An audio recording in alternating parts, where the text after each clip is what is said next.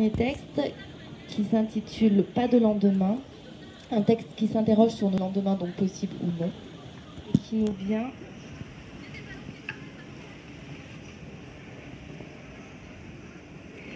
nous vient de Slovaquie. Pas de lendemain.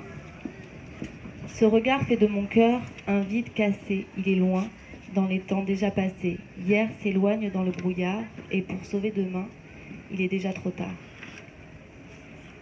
La vie disparaît du monde comme l'oxygène de mes poumons. Les eaux n'ont plus de margelle, la terre brûle dans les feux éternels, et pour sauver demain, il est déjà trop tard. Atlantico, un réchauffement climatique et montée des eaux. Aux Pays-Bas ou ailleurs, le renforcement des côtes a déjà commencé, mais est-ce assez? Les travaux menés aux Pays-Bas sont d'une ampleur spectaculaire pour des raisons évidentes.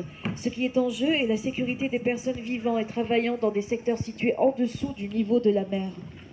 La douleur s'envole dans le monde, l'espoir disparaît chaque seconde en dévorant nos intérieurs. Le monstre cruel montre son visage rongeur. Et pour sauver demain, il est déjà trop tard. Le monde. Le virus Ebola hors de contrôle en Afrique de l'Ouest. L'épidémie s'aggrave au Libéria et en Sierra Leone. Sa propagation aux pays voisins et même plus loin est désormais à craindre. Le virus Ebola se propage à grande vitesse en Afrique de l'Ouest. L'épidémie de ce virus, mortel dans 25 à 90% des cas, s'est déclarée au début de l'année en Guinée, puis a gagné le Libéria et la Sierra Leone voisins. Ces trois pays totalisent désormais au moins 1201 cas, dont 672 mortels. Nous avons détruit nos ordres à nous. Les ruines des querelles anciennes sont partout.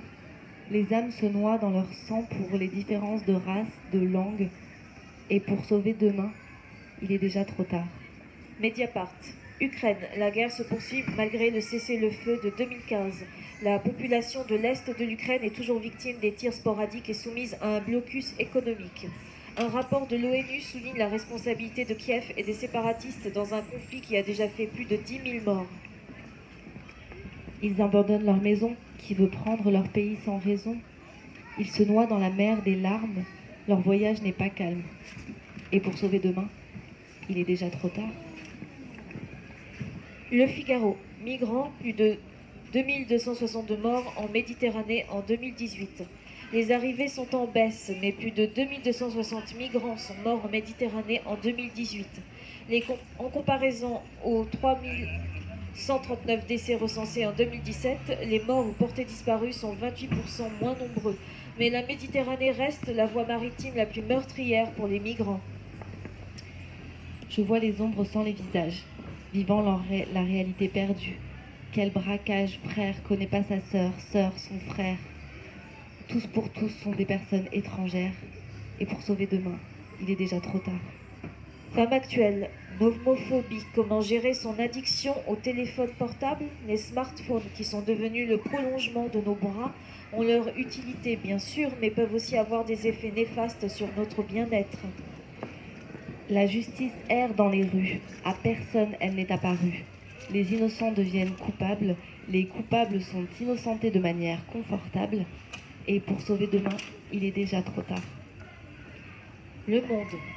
Une commanditaire du meurtre du journaliste slovaque Jan Kuciak identifiée. Le commanditaire était une femme. Selon le parquet slovaque, une traductrice âgée de 44 ans et nommée Alena Z aurait payé 70 000 € pour faire assassiner le journaliste Jan Kuciak en février dernier. Lors d'une conférence de presse organisée à Bratislava lundi 1er octobre, un procureur a ajouté que le meurtre avait été exécuté par un ancien policier. J'ai perdu tout mon espoir. Les peuples aveugles ne veulent pas voir qu'ils courent dans la foulée à leur fin totale. Et pour sauver demain, il est déjà trop tard. Nos ancêtres le savaient bien, on ne peut pas sauver la veille. Il est difficile de sauver le lendemain, mais peut-on sauver le présent? Ou il est aussi déjà trop tard? Si chacun fait son mieux, peut-être on peut y arriver.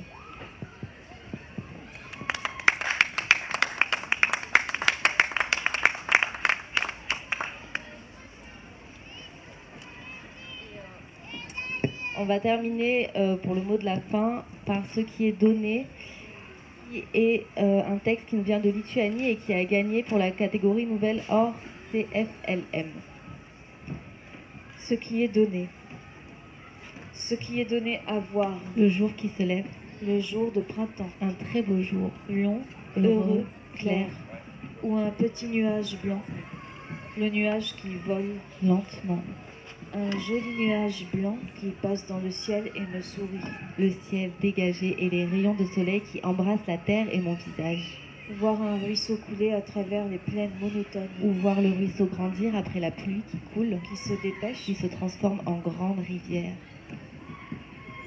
Ce qui est donné à entendre. Un bébé pleurer et la mer bercer.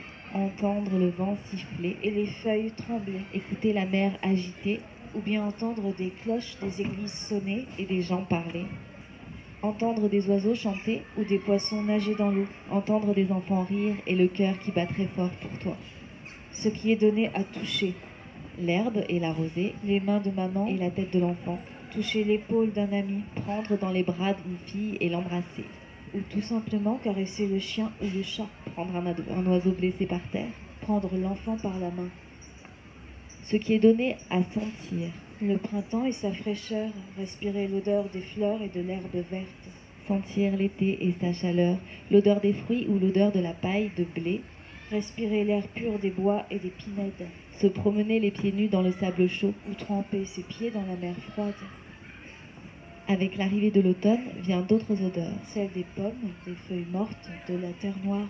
Finalement, l'hiver apporte ses sentiments de froid Et de et de solitude. solitude. Ce qui est donné à goûter. On ne peut jamais oublier le goût de pain noir. Et le goût de la patrie.